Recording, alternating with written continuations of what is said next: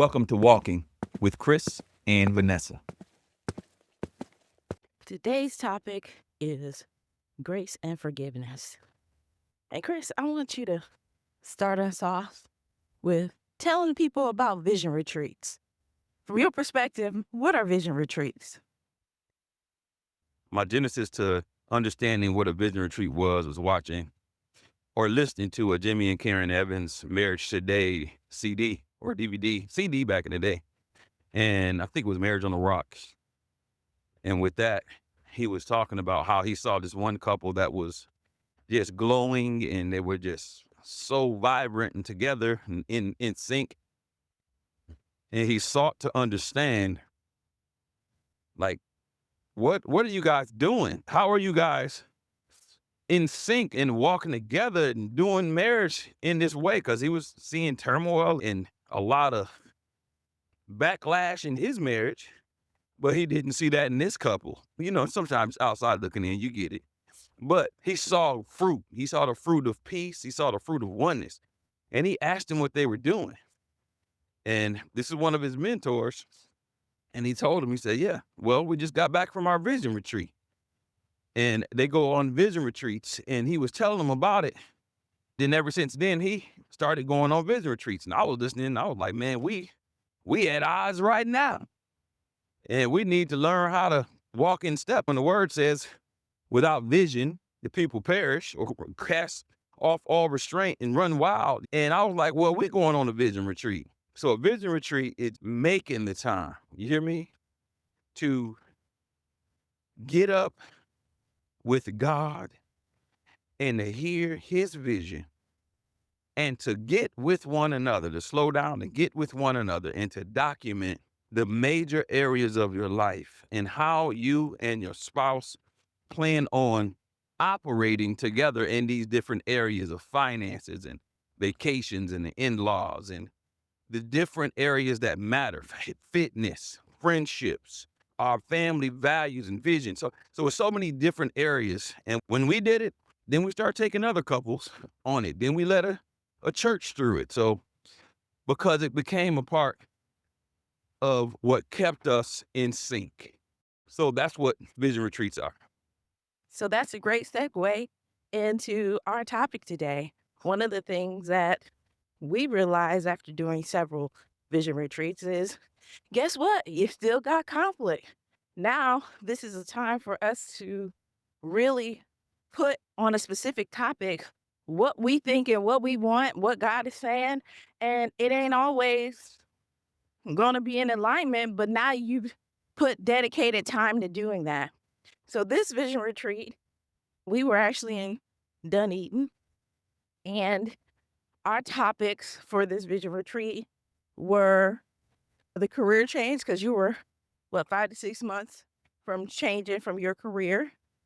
And we were talking about finances and boom, chicka, wow, wow. Y'all know what that is, right? Okay. Sick. So those are the topics that we discussed. And so the vision retreat was like 3 days, 2 or 3 days, and then we came home. And for me, my perspective is once we come together and agree on something, I want to implement it immediately. I want to begin to make it a habit in my life. I want to see that what we said really makes sense, that nature. And so we had our house power washed when we got back.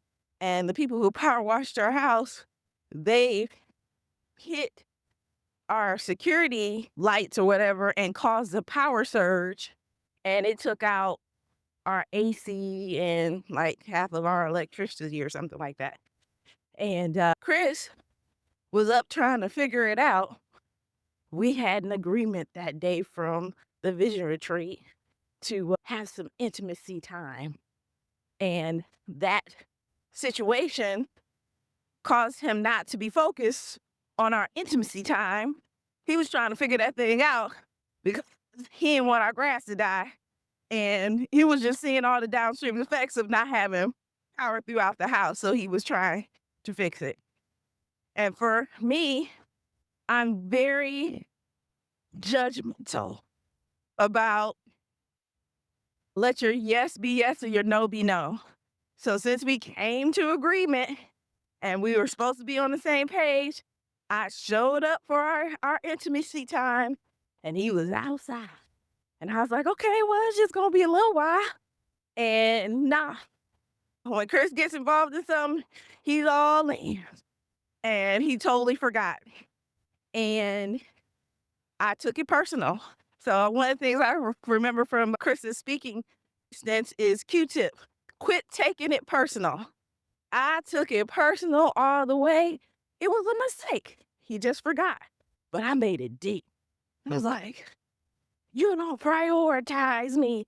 You don't me. And that was my lump of coal. A lump of coal it was. But yes, I'm very persistent control when I'm engaged in something and I get after it. You know, it's hard for me to focus on something else when I was out there taking apart electric, cutting off circuit breakers, trying to figure things out. But the fact of the matter is, I didn't meet my word and I didn't make an adjustment and it did slip my mind. I do understand that that happens, but there still should be some consideration because you were ready. You know, you took the time to get ready for us to have an intimate experience with one another. And I'm outside messing with dirt. So that was not cool. It was not in alignment with what we agreed on over the vision retreat. And I was off. I was wrong. I missed it. And sometimes, fellas, we miss it. And sometimes, ladies, I know you miss it too. That was one of the times that I missed it. So the diamond that we came up with was grace and forgiveness, but also honor our commitment and make me a top priority. Put our relationship before verbal contracts or expectations. There's ways to get what you want. Even though I missed it, I misprioritized what I was doing. And I missed even coming in and making the adjustment because it slipped my mind because this is what I was actually out and engaged in doing.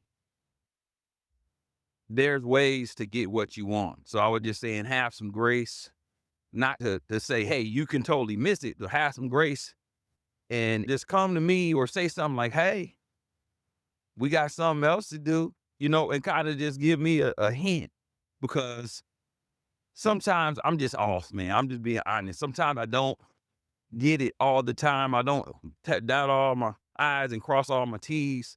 And I missed it that day. And I just needed some grace to say, hey, there's something else that's I think you'd enjoy a little bit more than being out there messing with the sprinkler system and messing with the lights, them house lights. So I was like, oh, let me go on in here and get ready and put all this down. So that's exactly how I would have responded. But I just needed a reminder sometime in a graceful, in a soft, safe way. You feel me?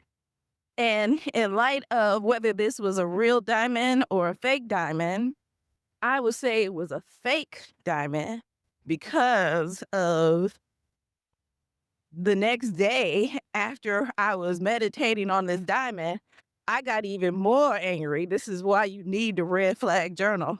I was like, he wants me to give him grace and forgiveness. No.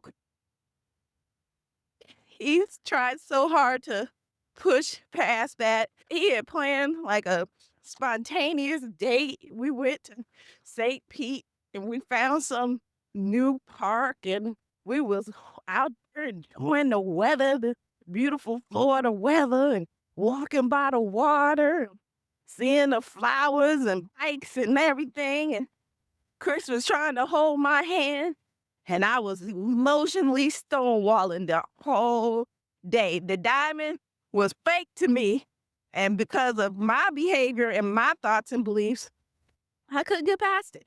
So it was fake because I didn't even receive it. So that's my perspective. I say this is diamond's a work in progress. It's not all the way real. It would not get the beat if we put the diamond the one thing that actually shows that diamonds are real or fake, it wouldn't get the green light. So it's just still this is still a work in progress. And just kind of looking at this, I just had a couple of kingdom keys. Yeah, I have a couple of kingdom keys that we should look at in this one. And this is coming from both sides. It's kind of, and this is so beautiful, y'all, that we can be able to go back, because the Marriage Diamonds is a journal too. So it gives you an opportunity to start to see, oh, this happened in our relationship.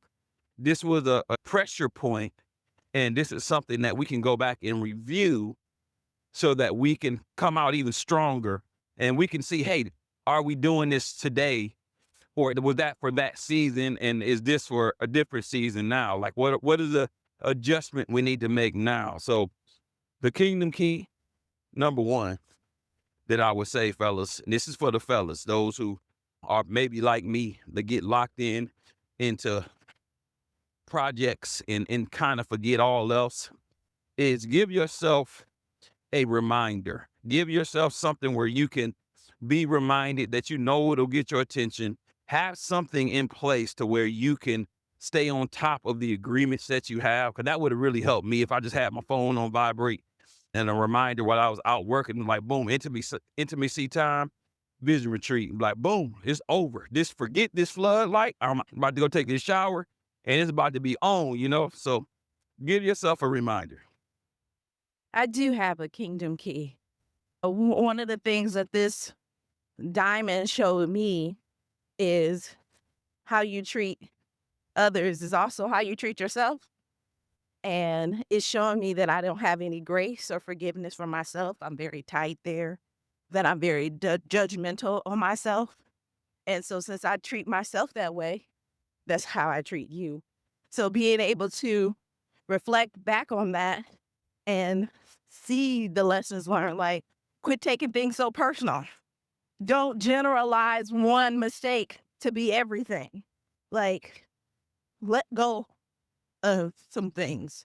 So that would be my kingdom key, is have some grace and forgiveness for yourself, because if you're not doing it for yourself, you're probably not doing it for others. Yeah, that's powerful. I was just thinking about the scripture where Jesus said, this is the greatest commandment. Love the Lord your God with all your heart, mind, soul, and strength. And he said, the second is just like it. Love others as you love yourself. And then I'm just thinking about what he's saying in that. He's saying, from what you just said, Vanessa, you're not going to love others better than you love yourself. So the way you love yourself is how you're actually going to express love to others. And that's what Jesus was, I believe the heart of what Jesus was saying is, man, know how to love yourself well, give yourself grace, give yourself some mercy, forgive yourself, because then you'll have that practice with you, and you will also see that other people need the same thing. So I'm with you 100% on that key, Vanessa. And then kingdom key number 3, I would say, guys, is don't stop making diamonds. You see, we still here. This is 25 years in, plus almost 26, right? So don't stop making diamonds. Don't stop coming together and giving each other what God has called us to give one another, is the ministry, or serve reconciliation. That's what ministry means, serve, right? Serve reconciliation to one another. And that's what Marriage Diamonds allows for us to do, is to continue to be ministers of reconciliation towards one another. So if today's topic stirs something in you, don't wait. Book a free discovery call with us. Ask us about the vision retreat. Ask us more about the Red Flag Journal, or check out our Marriage Diamonds Masterclass. Your next step toward healing and deep conversation. And hey, after this episode, please leave some feedback. Your voice guides us and encourages others and helps us shape where we go next. So as always, thank you for joining this conversation. If this resonated with you, like, subscribe, comment, or share with someone who needs to hear this. And remember, you're not right. You're not wrong. You're just different. Learn to make a diamond.